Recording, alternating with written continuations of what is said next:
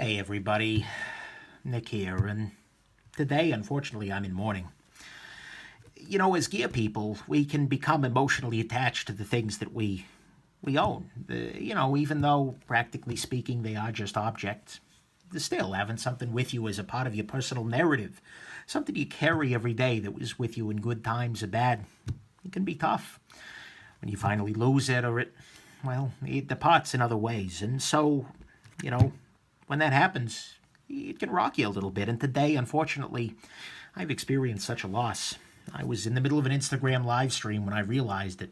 I'll never forget that moment. I reached over into the drawer that contains some of the gear I use on occasion, and mentioning and doing reviews and things like that. And I pulled out an old friend and realized it had left me. And so today I must sadly announce the passing of the Grand Touring. The Grand Touring, as some of you will remember, well, it's a hell of a watch, and it really reveals some of the very best of all of us. With its diver's bezel that doesn't actually rotate and disappears over here, it reminds us that, practically speaking, we're not actually diving with our dive watches. And of course, the non-functional subdials here remind us that even though we want to believe that we're all fancy and capable, sometimes we're just not all that functional either. The fact that the loom on this isn't actually loom reminds us that even though we may think otherwise, sometimes we are just not brilliant people. At least I sure am not. And I mean, the Grand Touring, even the Grand Tour itself, it's a symbol of the Grand Tour of life. And indeed, this watch has moved on, as you can see from the dormant second hand. It's moved on to the next stage of its Grand Tour. And the Grand Touring is no longer with us, and it hurts all the more because when I did my full review of it, which is one of my very favorite videos, I didn't yet have the perfect background for it. As you all see, the band on it matches completely wonderfully with the actual review surface I use now. It's tough, guys. This is tough. This watch was purchased for $4.33 on the Amazon.com. It was shipped directly from China in an unpadded envelope, and I started it running about a year ago, March 25th or so. And, well, it only had a year in it, and that's okay. It was a hell of a year. This was one of the happiest years of my life. Actually, it kind of was, but well, sure, I'll give this guy credit for it, sure. But nonetheless, the Grand Touring has continued its Grand Tour of the world. And that's a shame, but that's life, unfortunately. The thing is, well, tragedies happen. Whether it's a small tragedy or a big one, it's all about how you deal with it. You can deny it, you can run from it, you can pretend you're not feeling anything. You can just completely ignore it, move on with your life and run, and just run and run and run as fast as you can to try and avoid it, but it's going to catch up with you. Or you can take the healthy attack and you can think about it. You can work with it. You can figure out what it means for you.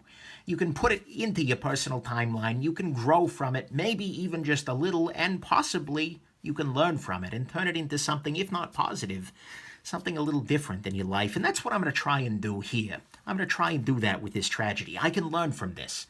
We can learn, for instance, that if you buy a watch for $4 on Amazon, you get about a year, which honestly is about a year more than I expected to get out of it. So that's right there. That's a positive. It's a silver lining here. I also learned that I'm not getting into this case back, so I don't think I'm going to be able to switch this guy out. And let's just be real here. It would cost more to replace the battery than it did to buy the watch. So unfortunately, I think we just need to acknowledge that this guy's having its great Grand Tour in the sky these days. But it can also be a stepping stone for us to move on. As you all understand, and maybe I've mentioned this before, generally for something to come into my permanent collection, something needs to leave. And I've been thinking about buying a new watch, and I think this may just be the opportunity I need, because this guy is leaving my permanent collection, so maybe that leaves some space for something else. As many of you know, I've softened my stance on mechanical watches a little bit. I still very much believe that for most people, a quartz watch is the best choice, 100%, for a variety of reasons. I got a whole video about that. But the thing is, I've had some great mechanicals lately. A Seiko SRP A21. Great watch, absolutely.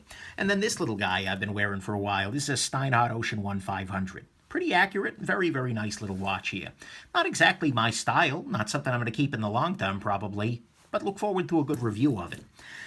But I've been feeling stirrings. I've been feeling urges. Crazy urges, really. And maybe this is a sign that it's time to give in. One watch has left my permanent collection. maybe it's time to try another. I'm not going to say too much more about it, but, well, there may be a trip to the store in my future here. So, yeah, anyways, guys, be on the lookout for me doing something a little bit crazy here. But mostly, join me in mourning the loss of a true gem for the channel. Grand touring, we hardly knew ye.